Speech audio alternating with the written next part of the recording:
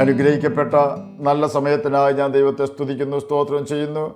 ദൈവവചനം ശ്രമിച്ചുകൊണ്ടിരിക്കുന്ന എല്ലാ ദൈവമക്കൾക്കും വീണ്ടും വരാമെന്ന് അരുളി ചെയ്തവനായ കർത്താവായ യേശു ക്രിസ്തുവിൻ്റെ ധന്യനാമത്തിൽ ഞാൻ എൻ്റെ സ്നേഹവന്ദനം അറിയിക്കുന്നു. ഇന്നത്തെ അല്പസമയത്ത് ചിന്തയ്ക്കായി 29-ാം സങ്കീർത്തനം 10-ാം വാക്യം നമുക്ക് വായിക്കാം. യഹോവ ജലപ്രളയത്തിന്മീതെ ഇരുന്നു, യഹോവ എന്നേക്കും രാജാവായിരിക്കുന്നു.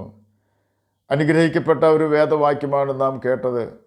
പാപികളെ സ്നേഹിക്കുന്നവനാണ് ദൈവം, എന്നാൽ പാപത്തെ സ്നേഹിക്കുവാൻ ദൈവം ഒരിക്കലും തയ്യാറാവുകയില്ല. തന്നെയുമല്ല, ദൈവം പാപത്തെ വെറുക്കുന്നു. നോഹയുടെ കാലത്ത് ദൈവം വരുത്തിയ ജലപ്രളയത്തെക്കുറിച്ചാണ് 29-ാം സങ്കീർത്തനം 10-ാം വാക്യത്തിൽ പറഞ്ഞിരിക്കുന്നത്. ആ തലമുറയിൽ നോഹയെ മാത്രമാണ് നീതിമാനായി ദൈവം കണ്ടത്. വരുവാൻ പോകുന്ന ജലപ്രളയത്തെക്കുറിച്ച് നോഹ അന്നുണ്ടായിരുന്ന ജനത്തോട് പ്രസംഗിച്ചിരുന്നു എന്ന് മനസ്സിലാക്കുവാൻ സാധിക്കുന്ന ബൈബിൾ വാക്യങ്ങളുണ്ട്. പത്രോസ് എഴുതിയ 2-ാം ലേഖനം 2-ാം അധ്യായം 5-ാം വാക്യത്തിൽ ഇപ്രകാരം രേഖപ്പെടുത്തിയിരിക്കുന്നു: പുരാതന ലോകത്തെയും ആദരിക്കാതെ ഭക്തി കെട്ടവരുടെ ലോകത്തിൽ ജലപ്രളയം വരുത്തിയപ്പോൾ നീതിപ്രസംഗിയായ നോഹയെ 7 പേരോടുകൂടെ പാലിച്ചു. ഈ വാക്യത്തിൽ നിന്നും ഒരു കാര്യം നമുക്ക് മനസ്സിലാക്കുവാൻ സാധിക്കും. ദൈവം പാപത്തിനെതിരെ വരുത്തുവാൻ തീരുമാനിച്ചിരുന്ന ന്യായവിധിയുടെ പ്രളയത്തെക്കുറിച്ച് നോഹയെ അറിയിച്ചത് അതുപോലെ തന്നെ നോഹ അന്നുണ്ടായിരുന്ന പാപികളായ മനുഷ്യരോട് അറിയിച്ചിട്ടുണ്ട്.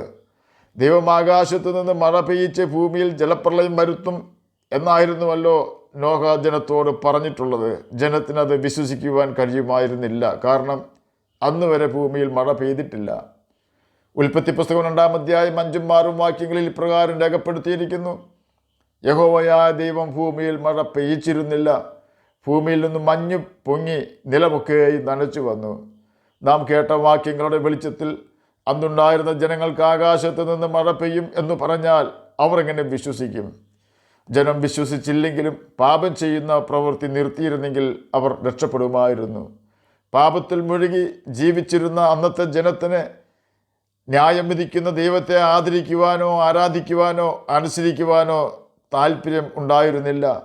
അതുകൊണ്ട് അവരുടെ പാപപ്രവൃത്തികൾ അവർ തുടർന്നു. ദൈവം തൻ്റെ തീരുമാനത്തിൽ ഉറച്ചു നിൽക്കുകയും ചെയ്തു. സകല പാപികളെയും ഭൂമുഖത്തു നിന്നും തുടച്ചു മാറ്റും എന്നതായിരുന്നു ദൈവത്തിൻ്റെ തീരുമാനം. എന്നാൽ ജനത്തിന് മതിയായ അവസരങ്ങൾ മാനസാന്തരപ്പെടുവാൻ ദൈവം കൊടുത്തിട്ടും വീണ്ടും ജനം മ്ലേച്ഛതകളിലും ഭൂതങ്ങളെ ആരാധിക്കുന്നതിലും തൽപരരായി മുന്നോട്ട് പോയതിനാൽ ദൈവം ഭൂമിയിൽ സകല മനുഷ്യരെയും നശിപ്പിക്കുവാൻ തീരുമാനിച്ച് നോഹയോടൊരു പെട്ടകം പണിയുവാൻ കൽപ്പിക്കുകയും നോഹയും അവൻ്റെ ഭാര്യയും 3 ആൺമക്കളും അവരുടെ ഭാര്യമാരും ദൈവം അനുവദിച്ച ജീവജാലങ്ങളും ദൈവത്തിൻ്റെ കൽപ്പന പ്രകാരം താൻ ഉണ്ടാക്കിയ പെട്ടകത്തിൽ കയറുകയും ചെയ്തു. നോഹ പെട്ടകത്തിൽ കയറി 7 ദിവസം കഴിഞ്ഞ് ഭൂമിയിൽ ജലപ്രളയം തുടങ്ങി. 40 ദിവസം ഭൂമിയിൽ ശക്തമായ മഴ പെയ്തു. ആഴിയുടെ ആഴങ്ങൾ തുറന്നു, ആകാശത്തിൻ്റെ കിളിവാതിലുകളും തുറന്നു. 40 ദിവസം ഭൂമിയിൽ മഴ പെയ്തപ്പോൾ 150 ദിവസം വെള്ളം പൊങ്ങിക്കൊണ്ടിരുന്നു.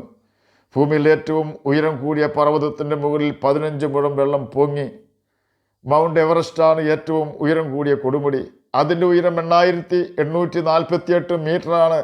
അതിൻ്റെ മുകളിൽ 15 മുഴം വെള്ളം കയറി എന്ന് പറഞ്ഞാൽ ഉദ്ദേശം 25 അടിയാണ് 15 മുഴം. അങ്ങനെയെങ്കിൽ ഭൂമിയിൽ നിന്നും ഏകദേശം 8855 മീറ്ററിൽ കൂടുതൽ ഉയരത്തിൽ വെള്ളം പൊങ്ങി എന്ന് വേണം കരുതുവാൻ. 150 ദിവസം വെള്ളം പൊങ്ങിക്കൊണ്ടിരുന്നു എന്നാണ് ബൈബിളിൽ രേഖപ്പെടുത്തിയിരിക്കുന്നത്. അങ്ങനെയെങ്കിൽ ഏകദേശം 150 ദിവസം കൊണ്ട് 8855 മീറ്റർ ഉയരം വരെ വെള്ളം പൊങ്ങിയിട്ടുണ്ട്. ഉദ്ദേശം 59 മീറ്റർ വെള്ളം ഒറ്റ ദിവസം കൊണ്ടാണ് പൊങ്ങിക്കൊണ്ടിരുന്നത്. ദൈവം കരുണ കാണിച്ചതുകൊണ്ട് ആഴിയുടെ ഉറവുകളും ആകാശത്തിൻ്റെ കിളിവാതിലുകളും ദൈവം അടച്ചു. മഴ പെയ്യുന്നത് നിർത്തിച്ചു. അനേകം മാസങ്ങൾ നോഹ പെട്ടകത്തിൽ തന്നെ ഇരുന്നു. പെട്ടകത്തിലുള്ള മൃഗങ്ങളുടെ കരച്ചിലും പക്ഷികളുടെ ശബ്ദങ്ങളും തൻ്റെ ഭാര്യയുടെയും മക്കളുടെയും സംഭാഷണങ്ങളും മാത്രമേ താൻ കേട്ടിരുന്നുള്ളൂ. പെട്ടകത്തിൻ്റെ കിളിവാതിൽ അടച്ച് ദൈവം സ്ഥലം വിട്ടു എന്ന് ഒരു പക്ഷേ നോഹ ചിന്തിച്ചു കാണും. ആകാശമുട്ട വെള്ളത്തിൽ ലക്ഷ്യമില്ലാതെ നോഹയുടെ പെട്ടകം ഒഴുകി നടക്കുകയാണ്. നോഹയുടെ 600-ാം വയസ്സിൽ 2-ാം മാസം 17-ാം തീയതി ജലപ്രളയം തുടങ്ങിയെന്ന് ഉൽപ്പത്തി പുസ്തകം 7-ാം അധ്യായം 11-ാം വാക്യത്തിൽ രേഖപ്പെടുത്തിയിരിക്കുന്നു. അങ്ങനെയെങ്കിൽ നോഹയുടെ 600-ാം വയസ്സ് 2-ാം മാസം 10-ാം തീയതി നോഹ പെട്ടകത്തിൽ കയറിയിട്ടുണ്ട്. കാരണം നോഹ പെട്ടകത്തിൽ കയറി 7 ദിവസം കഴിഞ്ഞപ്പോഴാണ് മഴ തുടങ്ങിയത്. 600-ാം വയസ്സ് 2-ാം മാസം 10-ാം തീയതി മുതൽ 601-ാം വയസ്സ് 2-ാം മാസം 27-ാം തീയതി വരെ നോഹ പെട്ടകത്തിനകത്തായിരുന്നു. ലോകപ്രകാരം നോക്കിയാൽ ഭാവി അടഞ്ഞു എന്ന് തോന്നുന്ന സാഹചര്യം, എന്ത് ചെയ്യണമെന്ന് ഒരു പിടിയുമില്ലാത്ത സാഹചര്യം. ഈ സമയത്താണ് ദൈവം നോഹയെ ഓർത്തത്. ഇപ്പോൾ വെള്ളം ആകാശത്തോളം പൊങ്ങി നിൽക്കുന്നുണ്ടെങ്കിലും നോഹയെ തൊടുവാൻ പോലും ന്യായവിധിയുടെ പ്രളയത്തിന് കഴിയുന്നില്ല. കാരണം ദൈവത്തെ അനുസരിക്കുന്ന വ്യക്തികൾക്ക് വെള്ളം എത്ര ഉയർന്നാലും പെട്ടകം വെള്ളത്തിൻ്റെ മുകളിൽ തന്നെ ആയിരിക്കും.